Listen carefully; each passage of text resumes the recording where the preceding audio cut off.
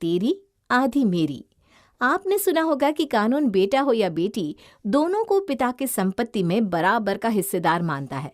संपत्ति के बंटवारे को लेकर तो कानून ने कई नियम बनाए हैं, लेकिन क्या ऐसा भी कोई नियम है जिससे ये पता लग सके कि बुढ़ापे में माता पिता की जिम्मेदारी बेटा या बेटी में से कौन उठाएगा? इन्हीं सवालों के जवाब तलाश कर रही है हमारी आज की कहानी। आइए आपको ले चलते हैं सीतापुर गांव। सीतापुर में रहने वाले माया और महेश के 2 बच्चे थे, बेटा अनुराग और बेटी आरती। माया और महेश गांव में अपने पुश्तैनी घर में रहा करते थे, जहां महेश का छोटा भाई भी अपने पूरे परिवार के साथ रहता था। शुरुआती शिक्षा गांव में करने के बाद महेश की इच्छा थी कि वो अपने बच्चों को पढ़ने के लिए गांव से बाहर भेजे। सुनती हो भाग्यवान, मेरी बड़ी इच्छा है कि मैं अपने बच्चों को शहर के बड़े स्कूल में पढ़ाऊं, ताकि हमारे बच्चे कल को बड़े अफसर बनकर हमारा नाम रोशन करें। अरे लेकिन हमारे पास इतना पैसा कहाँ है? शहर में तो पढ़ाई लिखाई बहुत महंगी होती होगी ना? अरे तो तुम चिंता क्यों करती हो, इतनी सारी ज़मीन है हमारे पास, ज़मीन का एक टुकड़ा बेच देंगे, कम से कम कल को बच्चों का भविष्य तो अच्छा हो जाएगा। ठीक है, जैसा आप ठीक समझे। पत्नी के साथ सलाह मशवरा करने के बाद महेश दोनों बच्चों आरती और अनुराग को शहर में पढ़ने के लिए भेज देता है। बच्चे अब छुट्टियों में अपने गांव आते और बाकी पूरा साल शहर के हॉस्टल में रहकर अच्छे स्कूल से पढ़ाई करते। धीरे धीरे समय बीतने लगा। अनुराग और आरती स्कूल खत्म करने के बाद कॉलेज में पहुंच गए। बाबूजी, कितने सालों से हम दोनों भाई बहन शहर में पढ़ाई कर रहे हैं। अब जब हम दोनों ही यहाँ नहीं रहते तो आपका भी तो मन नहीं लगता होगा ना। चलिए आप भी शहर में ही घर ले लीजिए। अरे कुछ नहीं रखा इस गांव में, आप एक बार शहर में चलकर देखिए तो सही। हाँ, आपको कभी भी वापस गांव आने का मन नहीं करेगा। नहीं बेटा, तुम दोनों को शहर में पढ़ाया लिखाया ताकि तुम आज के ज़माने के साथ कदम से कदम मिलाकर आगे बढ़ सको, लेकिन हम तो मिट्टी से जुड़े हुए लोग हैं। अपना घर परिवार खेत मिट्टी छोड़कर मैं शहर में नहीं आ सकता। तुम दोनों पढ़ो, आगे बढ़ो, लेकिन हम यहीं से रहकर तुम्हें आशीर्वाद देंगे। अनुराग और आरती माता पिता से शहर में शिफ्ट होने के लिए कई बार कहते हैं, लेकिन महेश और माया हर बार टाल देते हैं। सुनिए ना, शहर में रहने वाले राम बाबू के यहाँ से रिश्ता आया है। हमारी आरती का रिश्ता मुंह से मांगा है उन्होंने। अरे लेकिन उनका बेटा करता क्या है? मैं कम पढ़े लिखे लड़के से अपनी बेटी की शादी नहीं करने वाला। अरे हमारी बिटिया तो पोस्ट ग्रेजुएशन तक पढ़ी है, और जब हमारी बिटिया इतनी काबिल है तो दामाद भी तो हमें वैसा ही ढूंढना पड़ेगा ना। अरे तो आप फिक्र क्यों करते हैं? राम बाबू के छोटे बेटे ने डॉक्टरी करी है। कहते हैं बस पढ़ी लिखी सुशिक्षित लड़की की तलाश में थे। जैसे ही हमारी आरती के बारे में उन्हें पता चला, तुरंत रिश्ता भिजवा दिया। अगर ऐसी बात है तो देर मत करो, तुरंत ही उन्हें मिलने के लिए बुला लो। अच्छे रिश्ते ज़्यादा दिन किसी का इंतज़ार नहीं करते। कहीं ऐसा ना हो कि उनके डॉक्टर बेटे को कोई डॉक्टर नहीं मिल जाए। माया और महेश किसी भी तरह इस रिश्ते को हाथ से जाने देना नहीं चाहते थे, इसलिए वो जल्द से जल्द अनिल के माता पिता से मिलकर अपनी बेटी आरती का रिश्ता डॉक्टर अनिल के साथ पक्का कर देते हैं। पापा, अब तो मेरी भी जॉब लग गई है। अब गांव में आकर रहने वाला तो हूं नहीं मैं। आप भी कब तक गांव में रहोगे? चलो ना, मेरे साथ चलकर शहर में ही रहो। नहीं बेटा, गांव ने हमें इतना कुछ दिया है, ऐसे अपना गांव अपने भाई को छोड़कर मैं नहीं जा पाऊंगा। तुम आगे बढ़ो, तरक्की करो बेटा, मुझे तुमसे कोई शिकायत नहीं है। ठीक है पापा, अभी तो मैं कंपनी की तरफ से विदेश दौरे पर जा रहा हूँ। 5 महीने बाद भारत लौटना हो पाएगा। उसके बाद मैं सिटी में ही एक फ्लैट लेकर सेटल हो जाऊंगा। खूब तरक्की करो बेटा, आगे बढ़ो, हमारा आशीर्वाद तुम्हारे साथ है। अनुराग ऑफिस की तरफ से विदेश चला जाता है। दूसरी ओर अचानक ही दिल का दौरा पड़ने के कारण महेश की मौत हो जाती है। अनुराग चाहकर भी पिता के अंतिम संस्कार में नहीं पहुंच पाता। इधर बेटी आरती और उसका पति अनिल ही पिता का अंतिम संस्कार कर देते हैं। माया गांव में अकेली रह गई थी। अभी तक का जीवन तो महेश बाबू के साथ बड़े प्रेम से कट गया था, लेकिन अब आगे का सफ़र अकेले काटना उसे बहुत मुश्किल लग रहा था। माँ, 2 महीने में भैया अमेरिका से वापस आ जाएंगी। मेरी मानो तो अब आप भी भैया के साथ ही चली जाओ और शहर में रहना शुरू कर दो। बेटा, मैंने एक लड़की देखी है, पहले तो अनुराग के हाथ पीले करके मैं अपनी जिम्मेदारी से मुक्त होना चाहती हूँ। समय का कोई भरोसा नहीं है बेटा। जैसे तेरे पापा चले गए, न जाने कब मेरी भी आंखें बंद हो जाए। कम से कम तुम दोनों की शादी हो जाएगी तो मेरे मन को संतोष तो रहेगा कि तुम्हारा परिवार बसाकर हम दुनिया से जा रहे हैं। माँ, ऐसी बातें क्यों करती हो? अभी तो पिताजी हमें छोड़कर गए हैं, अब तुम भी ऐसी बात करोगी तो हम कैसे संभल पाएंगे? कुछ दिन बाद अनुराग अमेरिका से वापस भारत लौट आता है। काश कि मैं यहाँ से गया ही ना होता, कम से कम बाबूजी के आखिरी दर्शन तो कर पाता। अरे मुझ जैसा अभागा कौन होगा जिसे अपने ही पिता का अंतिम संस्कार करने का भी मौका ना मिला। अपना दिल छोटा मत कर बेटा, इसमें तेरा कोई दोष नहीं, सब नियति का खेल है। ऊपर वाले को जब जिसके हाथ से जो काम कराना होता है ना, वो खुद ही ऐसी माया रचता है। मुझे पता है तेरे मन में बाबूजी के लिए कितना सम्मान है। तू अपना दिल छोटा मत कर बेटा, और मन लगा कर अपना काम कर। अच्छा सुन, मैंने तेरे लिए कुछ लड़कियां देखी है, लिफाफे में फ़ोटो रखी है, तू देख ले ताकि तेरे रिश्ते की बात आगे बढ़ा सके। माँ, अभी तो बाबूजी की मौत को कुछ ही महीने हुए हैं। अब इस समय शादी ब्याह की बात करना मुझे ठीक नहीं लग रहा।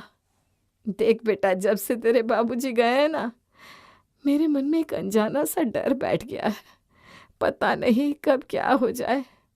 तेरी भी शादी हो जाए बेटा तो जैसे सीने पर रखा ये बोझ हल्का हो जाएगा।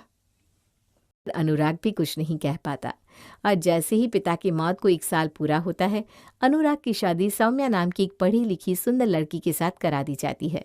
शादी के बाद अनुराग अपनी पत्नी सौम्या के साथ शहर में रहने लगता है। कुछ दिन बाद, माँ, गांव में हमारी इतनी सारी प्रॉपर्टी है, उसके बाद भी शहर में मुझे किराए के मकान में रहना पड़ रहा है।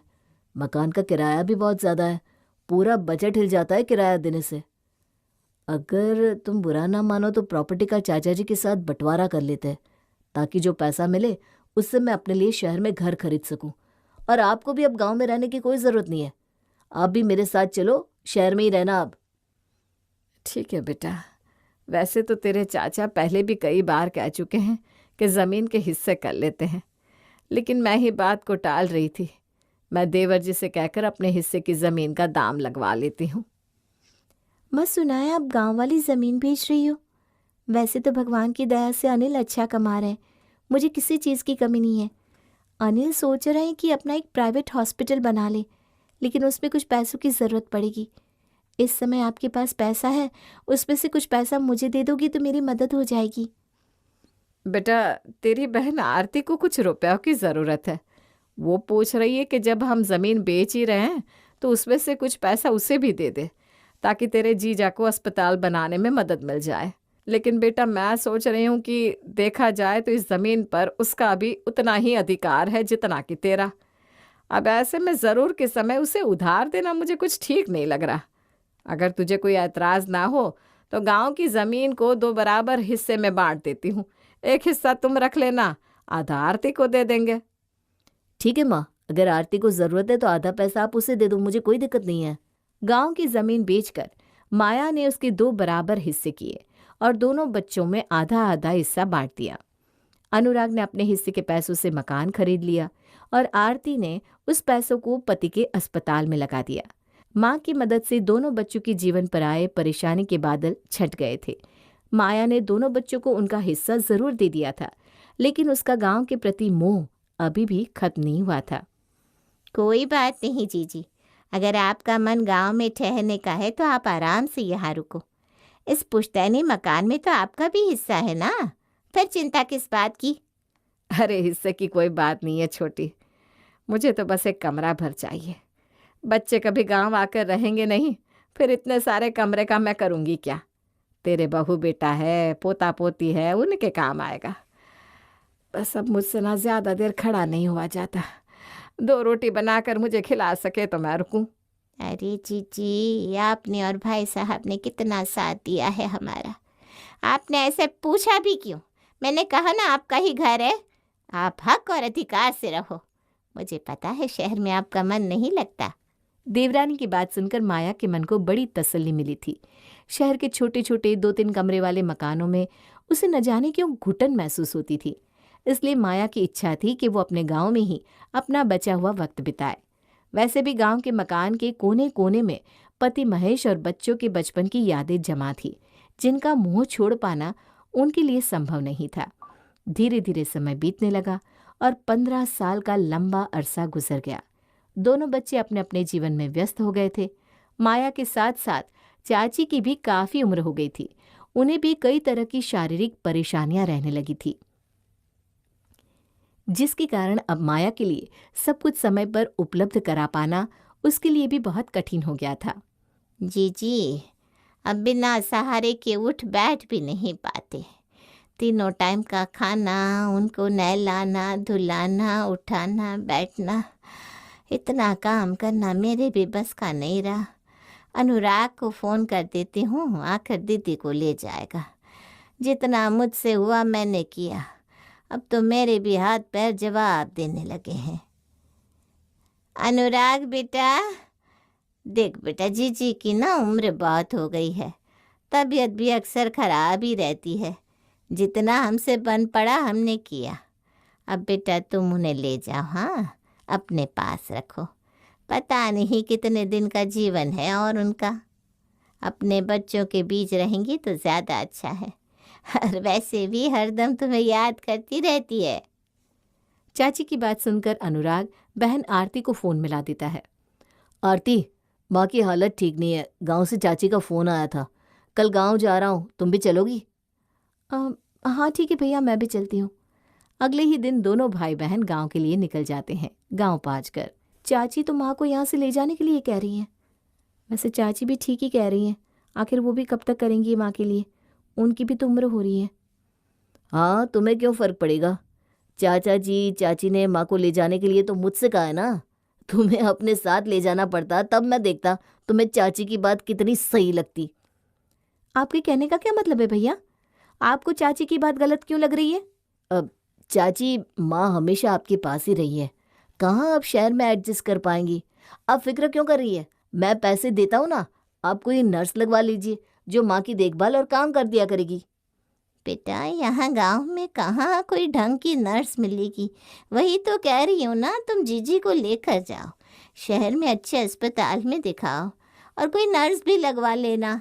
सेवा पानी होगी तो शायद सेहत में सुधार आ जाए और कुछ दिन जी भी जाए। चाची के तर्कों के आगे अनुराग के पास अब कोई जवाब नहीं बचा था। बुझे मन से वो माँ को लेकर अपने घर आता है। कुछ दिन बाद, आरती देख, इससे पहले कि तेरी भाभी और मेरे बीच में कलेश हो, तुम माँ को लेकर जाए यहाँ से। अरे कैसी बात कर रहे हो भैया? माँ की वजह से आपकी और भाभी के बीच में कलेश क्यों होने लगा भला? अरे तू समझती नहीं है, छोटा सा मकान है मेरा, 3 कमरे हैं, जिसमें एक कमरा बच्चों का है, एक हमारा बेडरूम और एक कमरा माँ के पास चला गया है। अब कोई मेहमान आता है तो उसको बैठने की भी जगह नहीं बचती। ऊपर से सौम्या के पास इतना काम रहता है, माँ की सेवा करने का समय नहीं है उसके पास, जिसकी वजह से आए दिन कलेश होता है। भैया, आपको शर्म नहीं आती? माँ की सेवा करना आपकी जिम्मेदारी है। वो तो कितने साल चाचा ने माँ की जिम्मेदारी उठा ली, वरना आपको ही माँ की देखभाल करनी चाहिए थी ना। मेरा मुंह मत खुलवा आरती। क्यों जिम्मेदारी उठाने के लिए और देखभाल करने के लिए हमेशा बेटे ही होते हैं? क्यों? जब मकान में हिस्सा लेने की बात थी तब तो तुमने ये नहीं सोचा कि माँ बाप की प्रॉपर्टी पर सिर्फ भाई का ही अधिकार होता है। अगर प्रॉपर्टी आधी तुम्हारी है तो जिम्मेदारी भी आधी ले लो। और सबसे बड़ी बात, तुम्हारे पास कौन सी कमी है? इतने बड़े डॉक्टर हैं जीजाजी, इतना पैसा बरसता है, कितने गरीबों का मुफ्त इलाज करते हैं, अपनी सास की देखभाल नहीं कर सकते क्या? आपको क्या लगता है भैया, मैं माँ की सेवा नहीं कर सकती? ठीक है, आपको माँ की देखभाल करने की कोई जरूरत नहीं है। माँ मेरे साथ ही रहेगी। आ रही हूँ माँ को लेने। भाई की बात सुनकर आरती को तैश आ गया था। गुस्से में वो भाई के यहाँ जाकर माँ को अपने घर ले आती है। माँ, तुम बिल्कुल चिंता मत करो। अरे इतना बड़ा घर है हमारा, वहाँ पर आपको खुली हवा मिलेगी। घर में बाहर की तरफ ना गार्डन भी है। गार्डन में बैठकर आराम से चिड़िया पंछी देखना, तुम्हारा मन भी लगा रहेगा।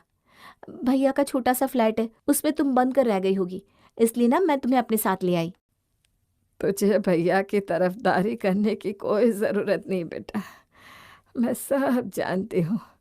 मैंने बहू और अनुराग की बातें सुन ली थी, कोई बात नहीं बेटा, कोई माँ नहीं चाहती कि उसकी वजह से बहू और बेटे में लड़ाई झगड़ा हो। मुझे तो कुछ दिन काटने हैं, काट लूंगी तेरे यहाँ। अगले दिन, नाश्ता लगा दिया है, आकर खा लीजिए। मेरा मन नहीं है, तुम खा लेना, मैं चलता हूँ। अरे, ऐसे तो कभी बिना नाश्ता किए नहीं जाते, आज क्या हो गया?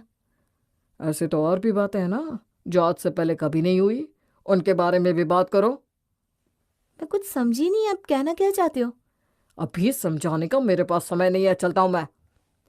अनिल के बदलते व्यवहार से आरती मन ही मन बहुत दुखी थी। अनिल ने सीधे मुंह आरती से बात करना और घर पर खाना खाना भी बंद कर दिया था। पूरा पूरा दिन वो बाहर ही गुजारता।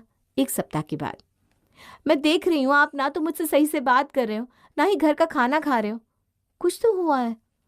अगर तुम बिना पूछे बताए सारे डिसीजन ले सकती हो तो फिर मेरी क्या वैल्यू है घर में? क्या फर्क पड़ता है मैं घर में रहूं ना रहूं? तुमने अपनी माँ को यहाँ बुलाने से पहले एक बार भी मुझसे पूछा? पूछना तो छोड़ो, तुमने बताना तक जरूरी नहीं समझा। ऐसी कोई बात नहीं अनिल, वो उस दिन भाई का फ़ोन आ गया तो हड़बड़ी में मैं आपको इस बारे में बताना भूल गई। और मुझे पूरा विश्वास था कि माँ को अपने साथ रखने के लिए भला आपको क्या एतराज़ हो सकता है। समय पर माँ ने पैसे देकर हमारी मदद की थी, अब हमारी बारी है अपना फ़र्ज़ निभाने की। देखो आरती, हम अपना फर्ज पहले ही निभा रहे हैं। अपने माँ बाप का ख्याल मैं पहले ही रखता हूँ। मुझे तुम्हारे भाई की तरह लापरवाह मत समझो। लेकिन माँ जी को अपने घर में रखने की और उनका ख्याल रखने की जिम्मेदारी तो तुम्हारे भाई की हुई ना। उसके होते हुए हमें इन सब में पड़ने की क्या जरूरत है? ये मेरी भी माँ है अनिल, क्या फ़र्क पड़ता है माँ यहाँ रहे या भाई के पास? इतना बड़ा अस्पताल है आपका, लाखों की कमाई है, कितने गरीब लोगों के लिए मसीहा हो आप। लेकिन ये मसीहा अपनी पत्नी की माँ को अपने घर में एक कोना नहीं दे सकता? मुझसे ये सब बात करने की कोई जरूरत नहीं है आरती। ये गर्मी जाकर अपने भाई पर दिखाओ और सही गलत का एहसास उसे कराओ तो ज्यादा बेहतर होगा। माँ की जिम्मेदारी बेटों की होती है, ना कि बेटियों की। तुम अपने सास और ससुर की सेवा में ध्यान लगाओ। और हाँ, 2 दिन के अंदर अपनी माँ को वापस अपने भाई के यहाँ छोड़ आना, वरना मुझे खुद माँ जी से बात करनी होगी। पति की बातें सुनकर आरती की आंखों में आंसू भर गए थे। वो समझ नहीं पा रही थी कि इस समय वो किसका साथ दे। अपने 18 साल की शादीशुदा जीवन में आग लगा ले, या फिर जिस माँ ने पाल पोस कर बड़ा किया उसे यूं ही अपमानित होने के लिए भाई के पास छोड़ दे। आंखों में आंसू लिए आरती अपने कमरे से निकलकर माँ के पास आती है। ये देख बेटा, ये एड्रेस है, मैंने यहाँ बात की है, जगह खाली है यहाँ। तू मेरा ना यहाँ एडमिशन करा दे। माँ, क्या है ये? बेटा ये ना ओल्ड एज होम है। अरे मेरी उम्र के बहुत सारे लोग हैं वहाँ। अपने हम उम्र लोगों के बीच में रहो ना तो मन लगा रहता है। और यहाँ तुझे भी कहाँ समय मिलता है डॉक्टर साहब के साथ। घर है, बच्चे है, क्लिनिक है, पूरा दिन तो भागती रहती है। मेरा तो हमेशा से मन था बुढ़ापे में अपने हम उम्र लोगों के बीच में जाकर वृद्धाश्रम में रहूं। माया ने दामाद और बेटी की बातें सुन ली थी और अब उसके लिए बेटी के घर में रुक पाना बहुत मुश्किल हो रहा था। दोनों माँ बेटी की आंखों में आंसू थे। अपनी अपनी तकलीफ दिल में छुपाए आरती माँ को लेकर वृद्धाश्रम की तरफ निकल पड़ी।